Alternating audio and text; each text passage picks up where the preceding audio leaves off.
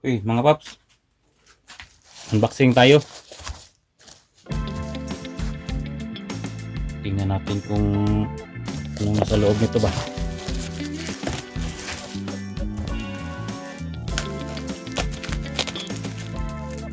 Dalawahin ang kamay natin para madali.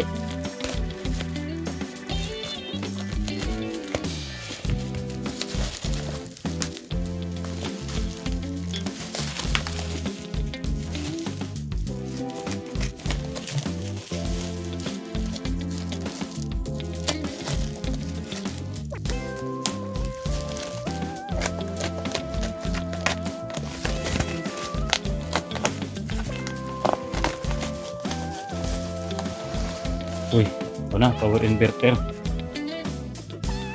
Pure sine wave.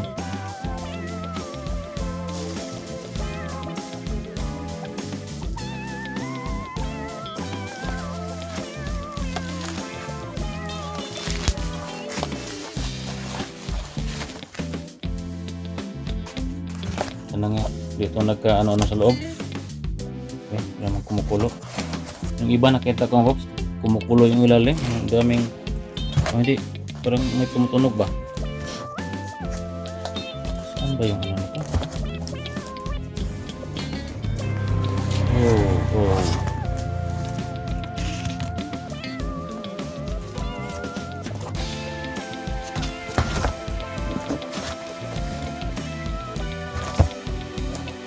Ito.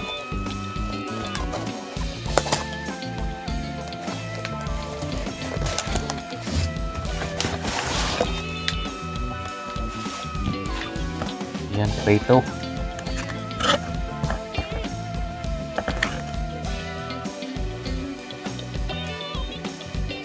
All 5 star. Oh. Hindi na makalat ito mga box. Kasi andito ko tayo ngayon sa shop. Mag-repair ako ng rectifier. Kung mahanap yung problema. Sakit na yung ulo ko ba? Hirapan sa kalisod.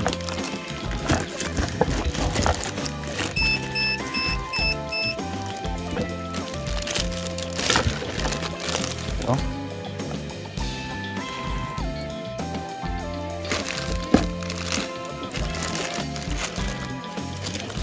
Meron siyang manual at saka wire.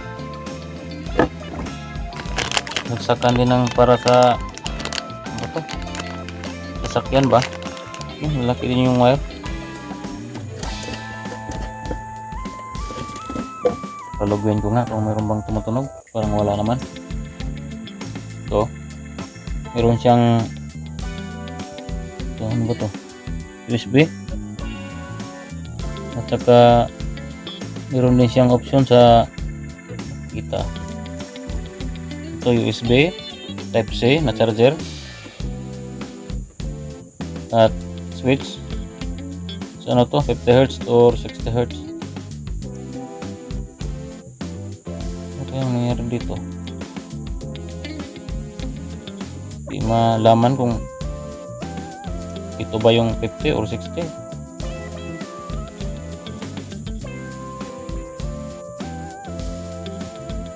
Siyempre ito, power switch.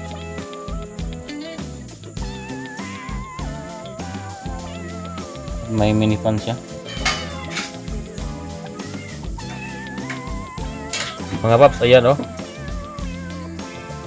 Gabi na ngayon. Bago ko pa natapos to, ginawa ko to ng medyo parang board niya ba. Ayan na yung ano, blurred man. Wala nang amperahe kasi gabi na. Yung inverter ay hindi, DCC. Tapos yan, 12.8 yung voltahe. Ano pa lang kasi ngayon, mga lang ha. 7:09 ng gabi. Ayan. Ito na yung inverter. 1000 watts lang. Tapos continuous niyan, 200 watts lang pala. Okay lang. 200 o 400 kung tandaan. Sa mga ganyan lang. Medyo may tinit siya. Yung pa niya sa dito, kapag umiinit lang kaya pa at saka pa umandar. Kapag at saka napakalakas. Yan, output o 20, charge ng cellphone. Ito yung ano ba to? Patong sa laptop. Ito. Yan. May switch siya. Hindi ko ina-on kasi delikado. Baka malubat. Inobserbahan ko pa kasi ito mga paps. Baka higupin yung battery. Abot sa DOD niya. Delikado. Mas gamitin pa to ng madaling araw. Kasi maaga magluluto. Pwede. Bukas na tayo mag-charge sa laptop. Pag mayroon ng liwanag. At bukas, i-update ko rin kayo mga paps. Ito, kumanda na yung fan, dahil nyo, ang lakas ng tunog.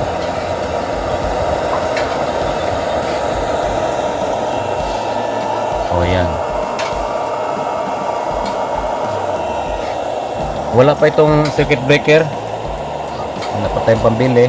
Saka mayroon pa yung ganun, kabitan ng breaker ba? Ano bang tawag doon? Parang split bar. Kasi hindi siya shape. So ito, may fuse to. Yun lang. Ito yung may fuse. Wala pa. Ayan. Mga paps, ito na ngayon. Oras natin ngayon ay 8:43 ng umaga. Ngayon po ay Easter Sunday. Yan, nag-charge na yung SCC natin. Wow, bakit mag-blur siya, oy? Yan, nabibigay ng 1.3 ampere yung solar panel kasi umaga pa. At 3.5 ampere o 4.3 no, pabago-bago 4.7, 5 ampere na naman. Ang binibigay ng ECC patungo sa baterya. Kasi nga magkaiba kasi MPPT yan. May tatak na pala ito. MPPT. Obvious na ba? Kaya ganyan. Kaya yan yung pinagkaiba ng MPPT at PWM. At ito na siya 13.3 yung dito sa inverter at 223 volt AC yung output nya. At yun na nga, ito 13 volt lang yung dito sa ECC, tapos 13.1. Bago-bago siya. Walam siguro kasi naka-drain talaga ito paggabi. Hindi na masyadong drain. Ang 50% nito na battery ay 12.1. Pag bumaba pa, delikado na yung battery mo. Kaya 12.4. Hindi ko na ginamitan ng ng load. Baka mamaya pag tulog ko ba, pagising ko na drain na yung battery. Goodbye na. Kaya sa susunod, lagyan ko to ng abang tawag doon, low voltage disconnect, LVD. Tapos din ako order ng LVD, dito ko lang i-connect. Saka bibidyohan ko rin para may idea rin kayo kung paano gawin na dito na lang. Siguro ipapasok ko dito kahit lagyan natin ng railing maliit para pag dating ng kung ano ang isi-set natin dito na disconnect nya, doon din siya mag-trip off. Sa ngayon dito lang muna. Pasensya na, wala pa tayong breaker. Kapos pa tayo sana nga hindi lang magka-problema. Dito lang mga paps, thank you.